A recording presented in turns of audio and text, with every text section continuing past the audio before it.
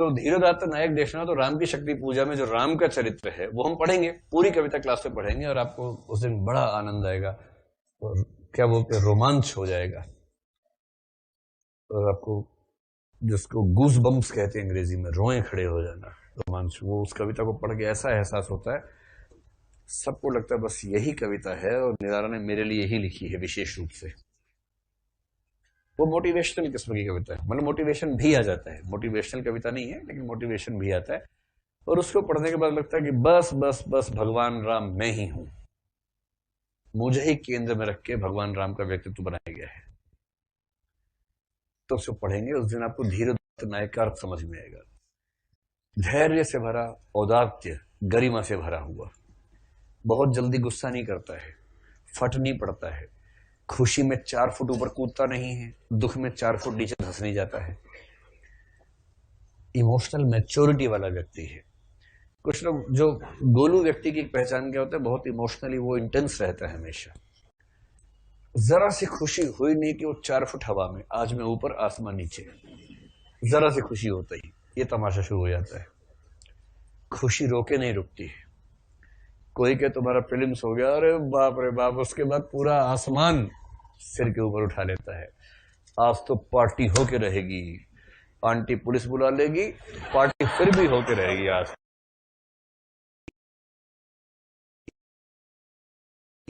यूं ही चाल लेगी क्योंकि फिल्म्स हुआ है, मजाक समझते हैं। 3 साल की तैयारी के बाद फिल्म्स हुआ है, मजाक समझते हैं, पार्टी तो होके रहेगी। और फिर किसने बताया, भैया सॉरी वो रिजल्ट तो आईएफएस का था, आपका नहीं हुआ है।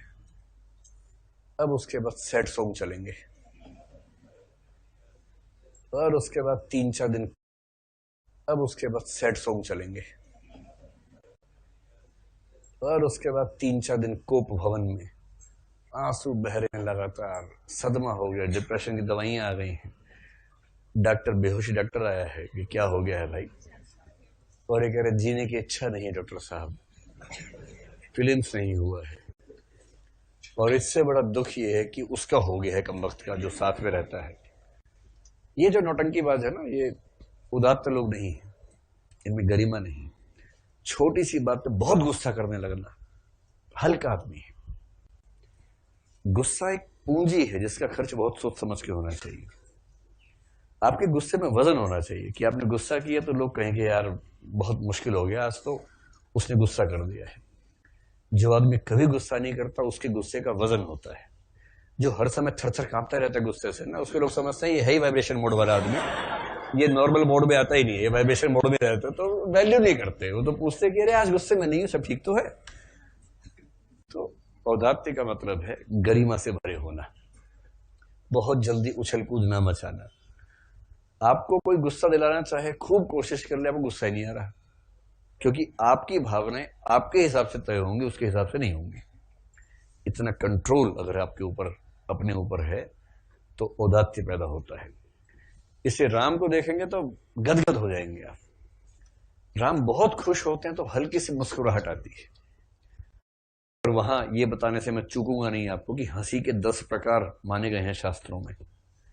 सबसे विनम्र प्रकार है मुस्कुराहट, कि बहुत खुशी, हल्का सा मुस्कुरा दिए। और हंसी का सबसे गंदा 10वां प्रकार है अट्टहास, जो रावण करता है, जो हनुमान भी कर रहे हैं उस कविता में, राम नहीं कर रहे। दुख का सबसे चरम रूप है रुदन, पर रुदन का सबसे विनम्र रूप है निशब्द रुदन। चुपचाप बिना किसी आवाज के 2 आंसू आंख से निकले और ढुलक गए, कोई चिल्लपो नहीं, हाय मार दिया, हाय मार दिया, उसने मारा, हाय मम्मी, ये सब ड्रामा नहीं। चुपचाप आंख से 2 आंसू निकले। आंसू निकलने इसलिए जरूरी है कि इंसान बना रहे व्यक्ति, वरना देवता हो जाएगा। और उसमें राम मनुष्य है, ईश्वर नहीं है। और रुदन का सबसे गंदा प्रकार होता है चिल्लपो मचाते हुए रोना, जमीन में लेट लेट के रोना, लोट लोट के रोना, माथा पटक पटक के रोना जमीन पे, वो सबसे गंदा प्रकार है। कृतिवास रामायण के राम ऐसे ही रोते हैं। बांग्ला रामायण है, बंगाल, कलकत्ता में लिखी गई है। बांग्ला के कृतिवास रामायण में राम 20 बार जमीन में लोट लोट के रोए हैं। 20 बार, 1-2 बार नहीं, 20 बार। और उसी कहानी से प्रभावित राम की शक्ति पूजा में 3 बार रोए हैं, लेकिन चुपचाप 2 आंसू आंख से ढुलकते हैं, मामला खत्म। कोई बहुत भड़काता है, कुछ देर शांत रहने के बाद इतनी विनम्रता से बात करते हैं कि सामने वाला शर्मा जाता है कि यार मैं किससे बात कर रहा हूं, इतना गुस्से में क्यों कर रहा हूं। इसको बोलते हैं धीरोदात्त नायक। कुछ आइडिया हो गया ना आप लोगों को, शक्ति पूजा पढ़ते हो समझ में आएगा। तो भारतीय परंपरा कहती है कि नायक धीरोदात्त होना चाहिए।